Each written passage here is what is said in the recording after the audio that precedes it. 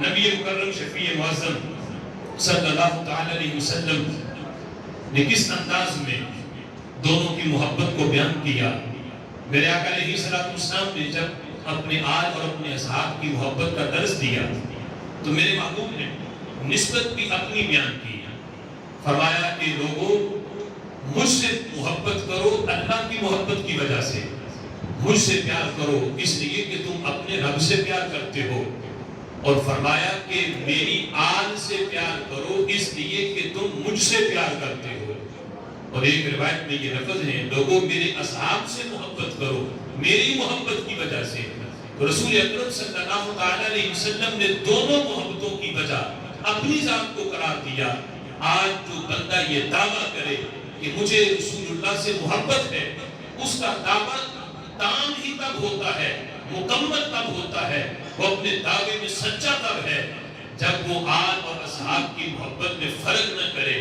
جتنی محبت آل سے کرتا ہے اتنی محبت اصحاب سے بھی کرے, پھر اس کا دعوی محبت سچا قرار پاتا ہے. اعلیٰ حضرت امام اہل سنت نے بقاعدہ المعتقد کے اندر یہ اصول دیا.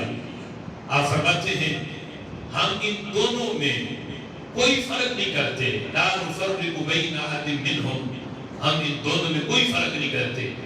یعنی فرق اس لحاظ سے مراتب کے لحاظ سے نہیں, مراتب کے لحاظ سے تو فرق موجود ہے, اور یہ طے شدہ حقیقت ہے کہ آل میں بھی اصحاب میں بھی نبیوں کے بعد بشریت میں جس ہستی کا پہلا نمبر ہے اسے حضرت صدیق اکبر رضی اللہ تعالیٰ عنہ کہا جاتا ہے. سبحان اللہ.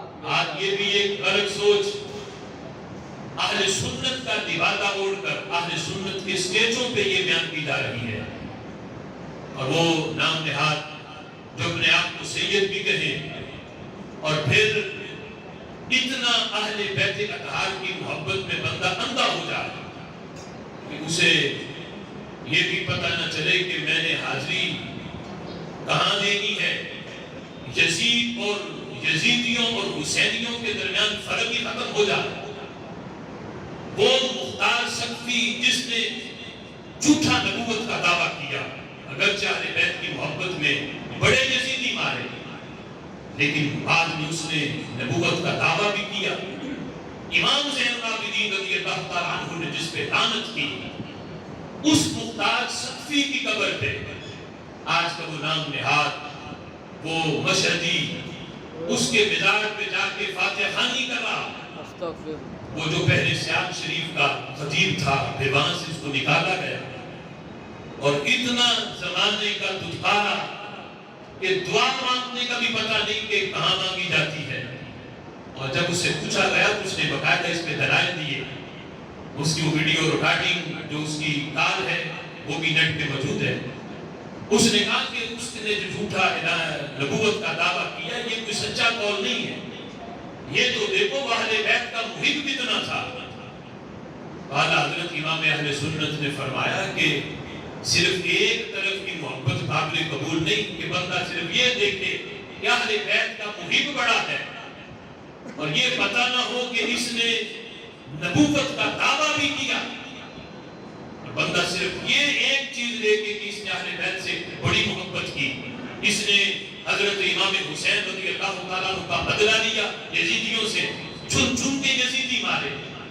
یہ کام اس کا اپنی جگہ پہ, لیکن یہ اللہ کی بارگاہ میں قبول تب تھا جب وہ عقیدہ بھی صحیح رکھتا, رسول اللہ کی نبوت پہ اس کو کامل ایمان ہوتا, آپ کی ختم نبوت پہ ایمان ہوتا. اس نے نبوت کا دعویٰ کر کے اپنے آپ کو نبی کہہ کے اس نے جتنے اعمال کیے وہ سارے کے سارے ہوا منصورہ کی طرح وہ سارے تباہ ہو گئے. اس لیے کہ محبت ہر محبت قبول نہیں, اہل بیت اطہار کی محبت کی بھی شرائط ہیں, اور ان شرائط سے محبت کی جائے پھر وہ محبت اہل بیت کی بارگاہ میں بھی قبول ہے, اللہ اور اس کے رسول کی بارگاہ میں بھی قبول ہے. اس سلسلہ میں ہمارا یہ دعویٰ ہے کہ رسول اللہ صلی اللہ تعالیٰ علیہ وسلم کی محبت کامل تب ہے جب بندہ آل سے بھی محبت کرے, اصحاب سے بھی محبت کرے, اور ان دونوں کی باہمی محبت کو بیان کرے, آپس میں ان کے بغض اور آپس آپس میں ان کی دشمنی کا اس کا عقیدہ نہ ہو، یہ عقیدہ ہو کہ رسول اللہ کے اصحاب کی محبت، آل کی محبت ہم نے اصحاب سے سیکھی ہے، اور اصحاب کا ادب ہم نے اہل بیت اطہار سے سیکھا ہے۔ سبحان اللہ۔